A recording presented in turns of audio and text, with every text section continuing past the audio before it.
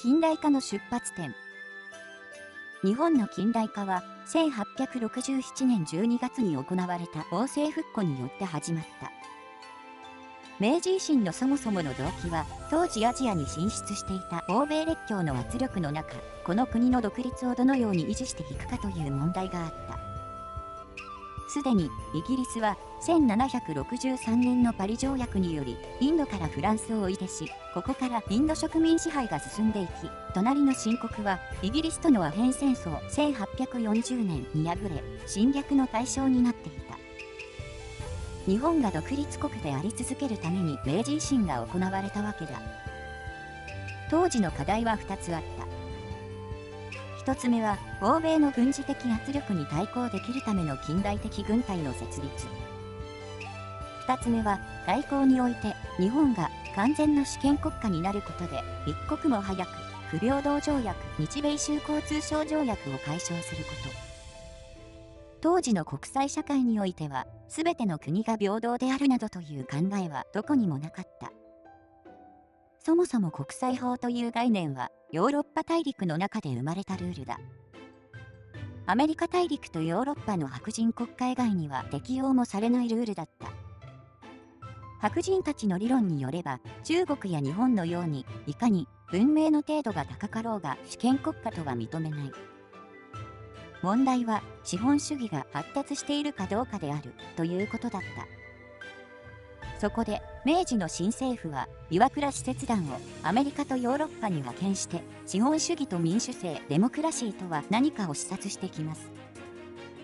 資本主義こそが主権国家へのパスポートであると判断し、明治の日本は官民挙げて資本主義への道を走ることになる。岩倉使節団は視察において欧米の工業力や技術力に目を向けただけではなく、それらが発達した背後にある人々の精神は何か、イギリスはなぜ産業革命を達成できたのか。それは全てにおいてキリスト教が原点にあることで、資本主義も民主制も発達してきたという事実を実例を見てはっきり認識してきた。マックス・ベーバーのプロテスタンティズムの倫理と資本主義の精神は1904年頃だから、その30年も前に使節団らはキリスト教社会の歴史認識を理解したことになる。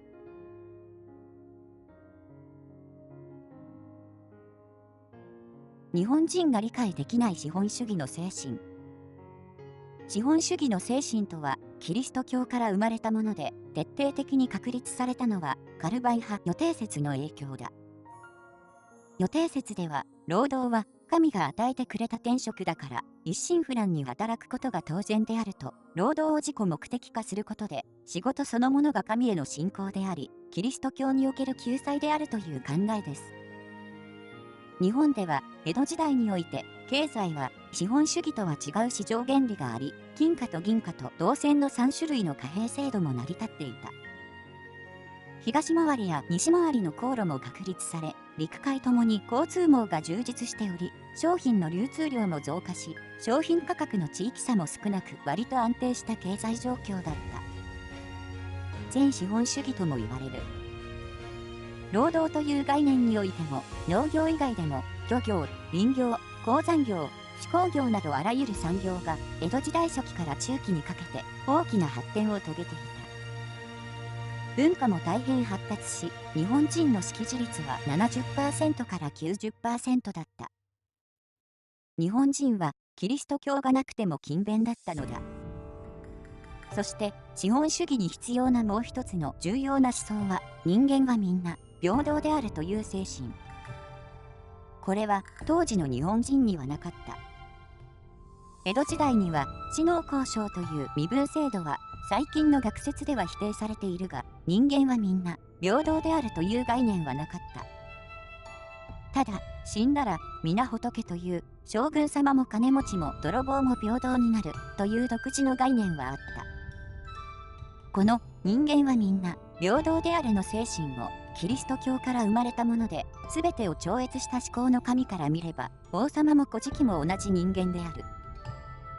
この神の前の平等が転じて、法の前の平等という近代デモクラシー思想が長い時間と犠牲の上にヨーロッパにおいて生まれてきた。なぜ平等の精神が資本主義に必要なのかなのだが、小難しいことは置いといて、平等の精神がないと競争原理が働かないからだ。誰もが同じスタートラインに立ち、頑張った人が上に行く。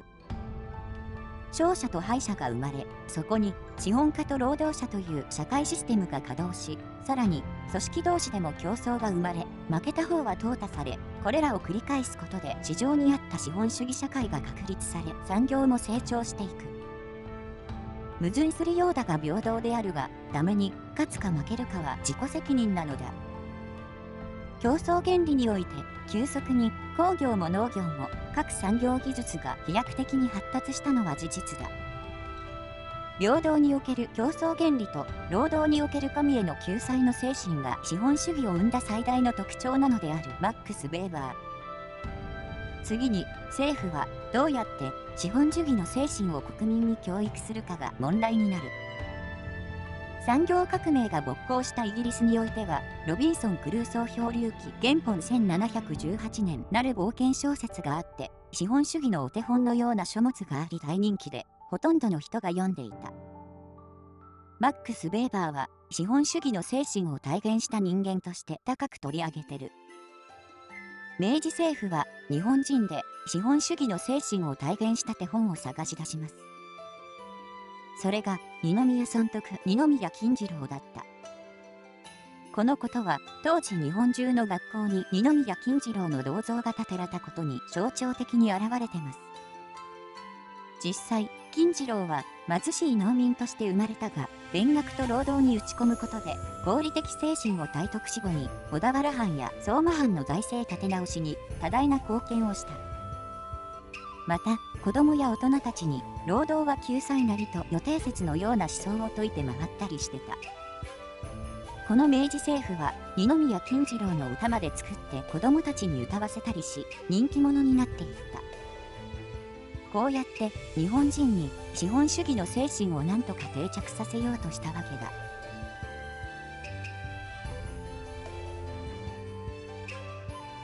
余談だが、日本には明治まで競争という言葉はなかった。これは福沢諭吉が江戸時代末期の頃、コンペティションという言葉を競争と略したのが始まりで、この言葉を生み出すまで日本人には競争という概念を必要としなかった民族だった。